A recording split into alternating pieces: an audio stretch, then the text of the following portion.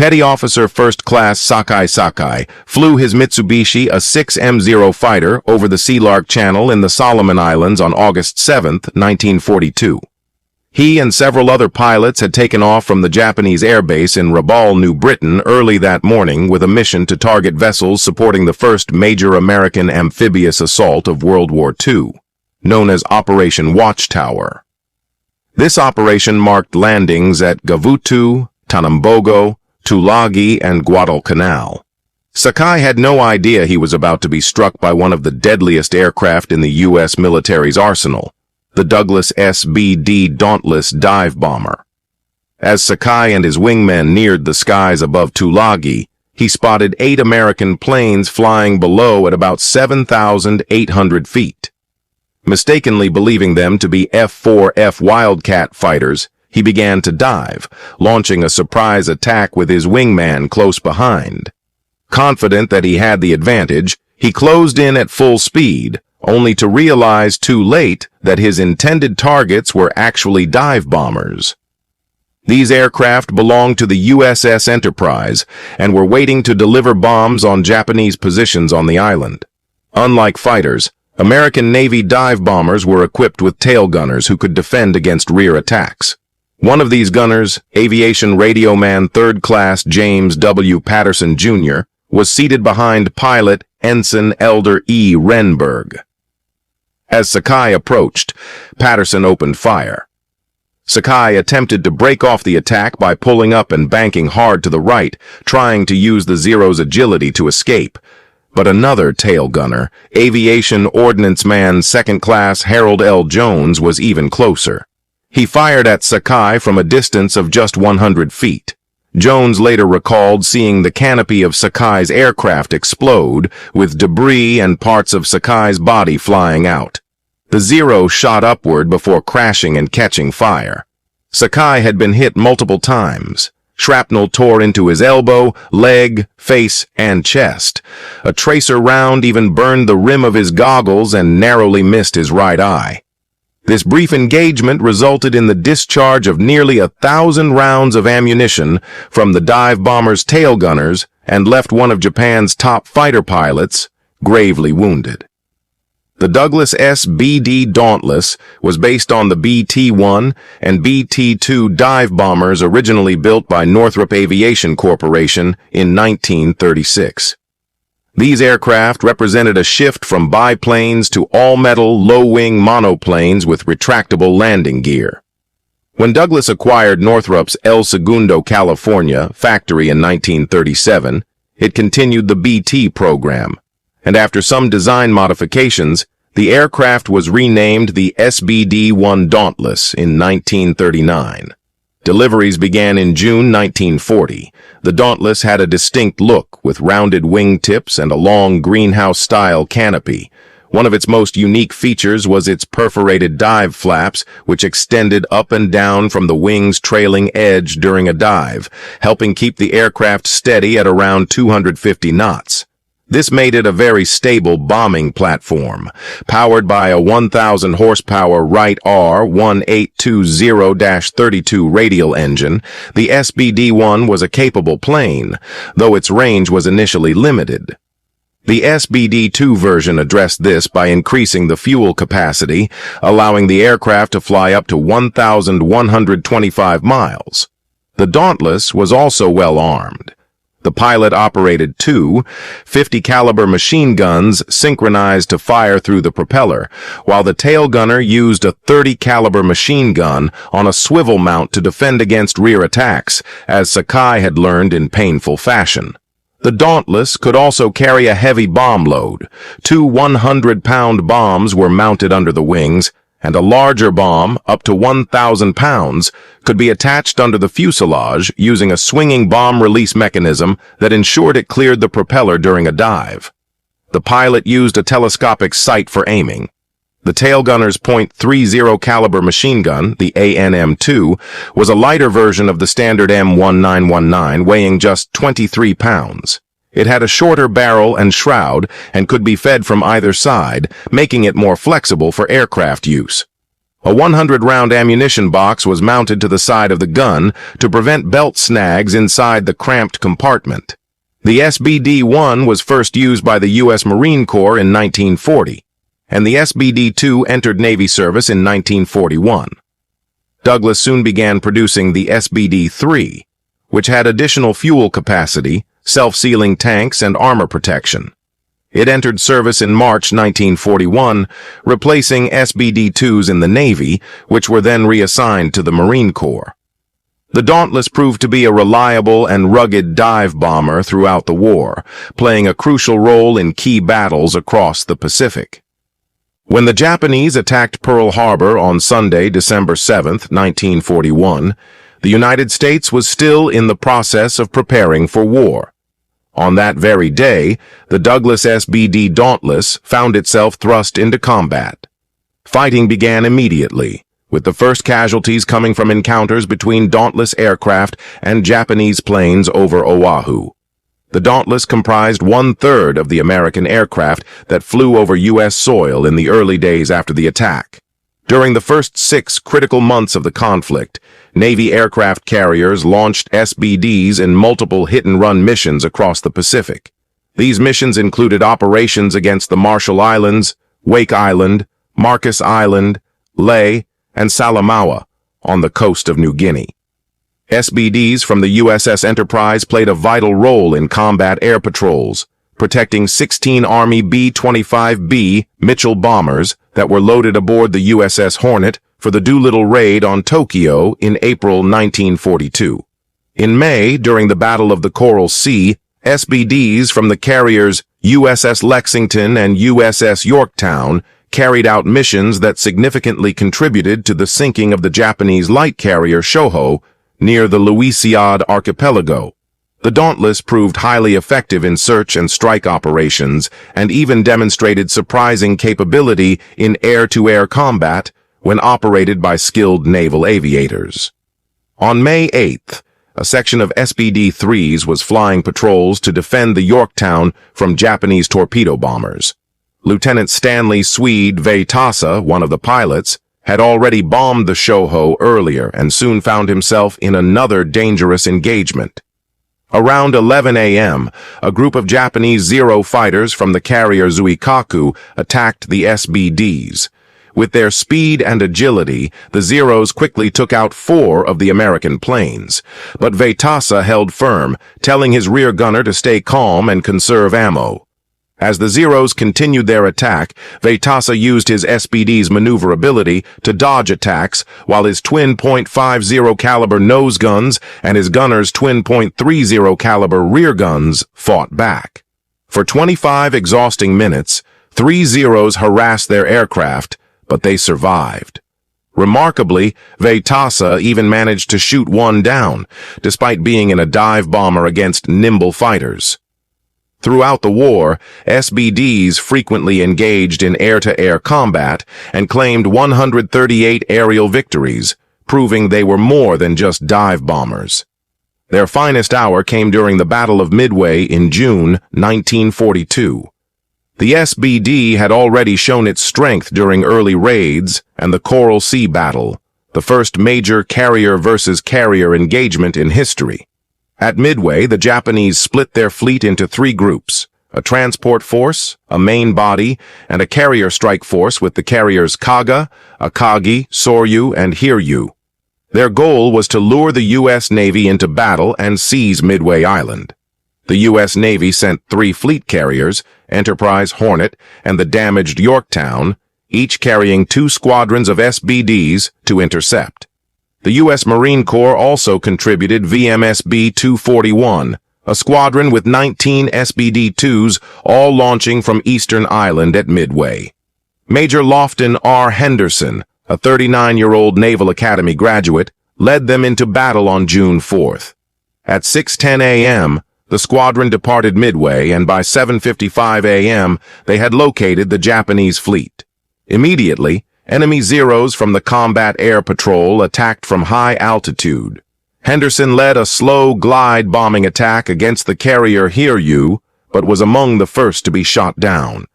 In honor of his sacrifice, The airfield at Guadalcanal was later named Henderson Field. Despite the loss of their commander, the squadron pressed on. One of the aircraft, SBD-2, number 2106, piloted by First Lieutenant Daniel Iverson, Jr., pushed forward through anti-aircraft fire. Two Japanese fighters trailed his aircraft as it dove through a mist toward its target. In the rear seat, PFC Wallace J. Reed manned the lone .30 caliber gun, firing burst after burst, and even his sidearm to hold the attackers off. As the plane reached an altitude of 300 feet above Hiryu, Iverson released a 500-pound bomb using the displacement gear. He then leveled the plane, closed the dive flaps, and pushed the throttle to maximum. Two more Japanese fighters joined the chase, but Reed continued firing to defend the aircraft. Despite being riddled with bullets that tore through the wings, rudder, and stabilizer, and a destroyed airspeed indicator from a hit to the instrument panel, they managed to escape. Their survival and courage were a testament to the tenacity and resilience of the SBD crews during one of the most decisive naval battles of the war. A hydraulic system of the aircraft was severed with another round. Reed tried his hardest to protect the Dauntless, but both he and Aon were injured by gunshot fragments. The Japanese fighters that had been harassing number 2106 eventually stopped attacking and turned back toward the fleet. After what felt like a lifetime, a bleeding Lieutenant Iverson brought the aircraft back to Midway and made a crash landing. Iverson was shocked to discover that the aircraft had about 250 gunshot holes in it. After turning off the engine, he and Reed jumped to safety. The SBD Dauntless proved itself tough, dependable, and able to endure a lot of abuse, as number 2106 demonstrated. After attacking the enemy, VMSB 241 suffered a significant casualty rate. 8 of the 16 SBDs that flew the operation were destroyed by hostile fire. Reed was later awarded the Distinguished Flying Cross in recognition of his unwavering bravery and determination throughout the terrifying flight. Both Major Henderson and First Lieutenant Iverson were awarded the Navy Cross for leading an assault that significantly contributed to the enemy's defeat. While the enemy fleet did not suffer major damage during that attack, VMSB 241 played a vital role in the success of the Battle of Midway. The Marines' attack on the Japanese fleet was one of several operations by Army and Navy squadrons from both land and carriers that created a domino effect. Army Martin B-26 Marauder medium bombers and Navy Grumman TBF-1 Avenger torpedo bombers had already arrived before VMSB 241's mission to harass the Japanese carriers. Following Henderson's SBD-2 attack and departure, 11 SB-2U-3 Vindicator dive bombers from VMSB-241 and an Army B-17 Flying Fortress group also launched attacks on June 4th between 8 a.m. and 8:20 a.m. These land-based strikes, while short-lived and causing little damage, forced the Japanese ships to maneuver defensively. They also caused the enemy to expend large amounts of anti-aircraft ammunition and burn fuel for their combat air patrols. American carrier-based squadrons launched a new wave of attacks after the Japanese carriers had begun recovering, refueling, and rearming aircraft. At around 9:20 a.m., a group of 15 Douglas TBD-1 Devastator torpedo planes from the USS Hornet attacked the carrier Soryu.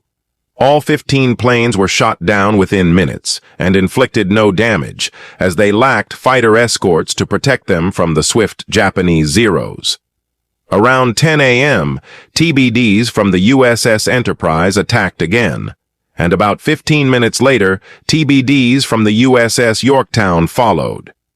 The Japanese fleet still escaped significant damage. However, the combined effect of defending against relentless attacks for over 2 hours pushed the Japanese to their limit. Though their carriers had remained safe so far, their good fortune was running out. Just as the Yorktown's TBDs were about to launch their final attack, the true turning point of the Battle of Midway occurred. Lookouts on the Akagi spotted American planes high above.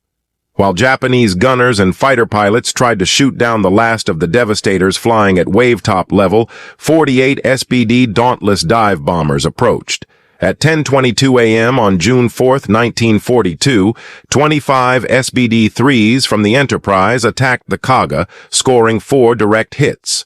Soon after, 6 more SBD-3s from the Enterprise dropped 2 deadly 1,000-pound bombs on the Akagi.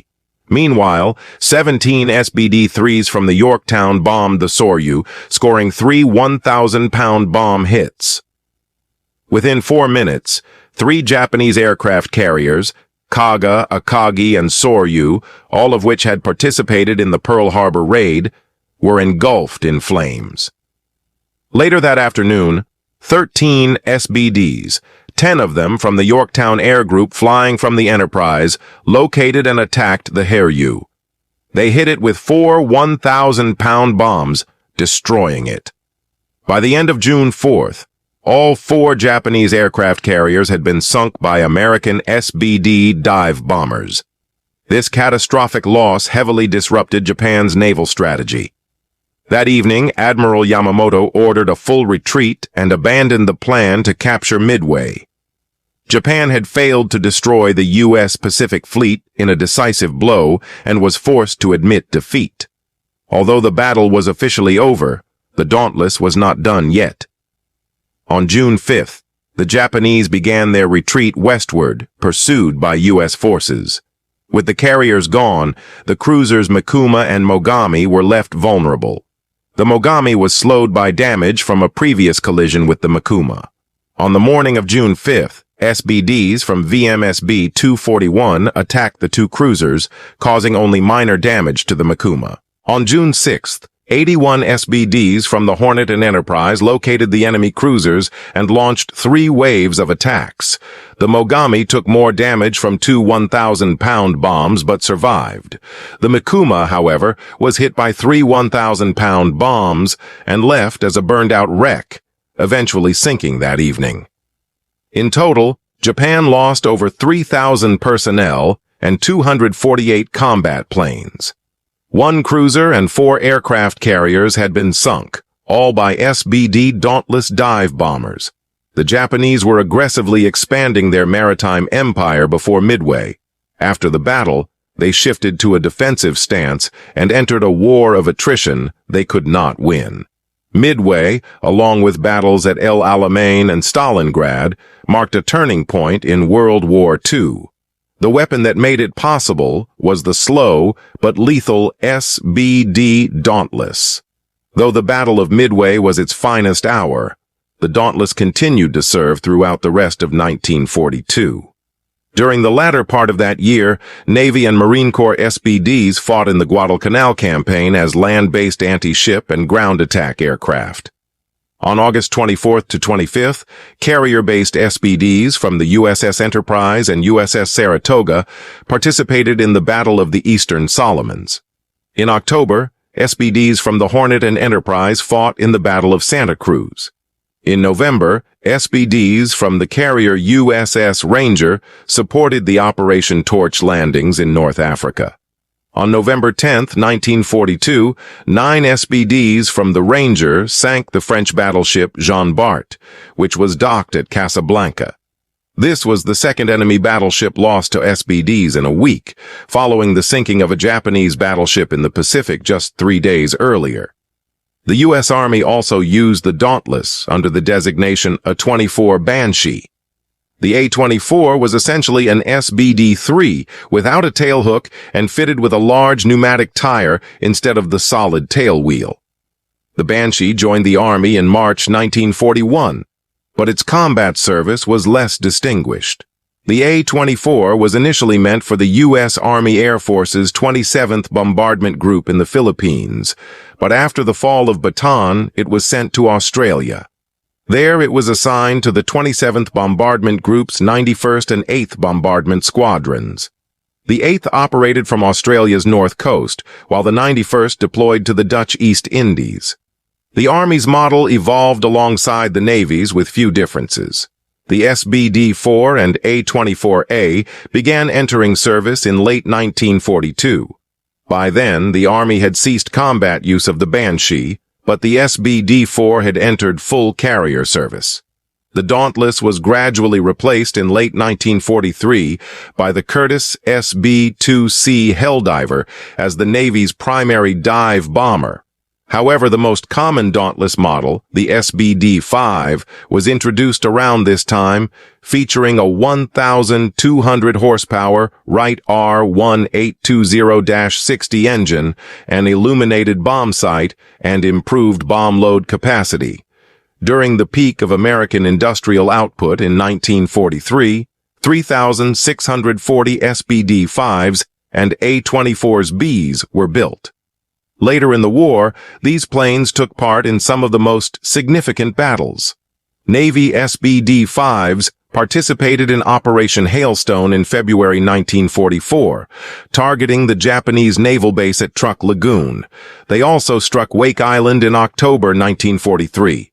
On October 4, 1943, SBDs from the USS Ranger took part in Operation Leader, attacking German shipping at Bodo Harbor, Norway. The Dauntless even fought north of the Arctic Circle. Some A-24s were handed over to the Marine Corps for land-based missions after the Army stopped using them. Based in the Virgin Islands, some aircraft performed anti-submarine patrols over the Caribbean, while others, in VMS B-236, participated in an attack on Rabaul on January 14, 1944. The SB-2C Helldiver eventually replaced the Dauntless due to the latter's non-folding wings, but the SBD had already cemented its place as one of the most effective and iconic aircraft of World War II.